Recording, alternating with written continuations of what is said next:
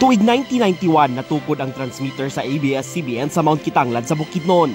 Tuyo ni ini nga mapalapdan ang programa sa kauluhan sa amihan ng Mindanao ug makarelate sab ang mga taga-probinsya. Paglabay sa duha ka tuig, mas nabati ang presensya sa ABS-CBN Broadcasting Corporation sa mga Cagayanon pinaagi sa katukuran sa FM station nga ginganlan kaniadto nga Star Radio ug karon mas nailhan nga may only radio kon MOR. Tuig 1995, unang niere ang TV Patrol Cagayan de Oro, ang pinakadakong TV newscast sa syudad nga makita sab sa mga kasikbit nga mga lungsod ug probinsya sama sa Misamis Oriental ug Bukidnon. Niere sab ang variety show nga Tiyada ni atong tuig 1998.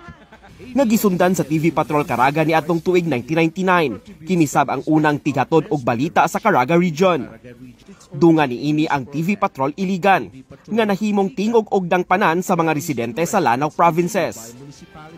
Pag-abot sa tuig 2005, nakita sa Northern Mindanao ang teen magazine show nga Chuy.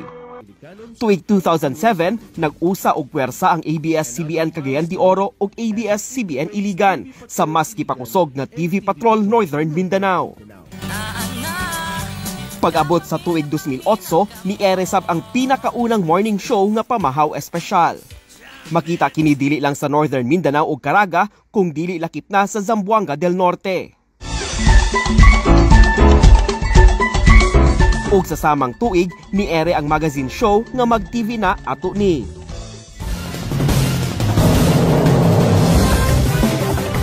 Hulyo tuig 2018, giusa ang TV Patrol Northern Mindanao ug TV Patrol Caraga. Ug karon mas naila na nga TV Patrol North Mindanao. Kini ang TV Patrol North Mindanao!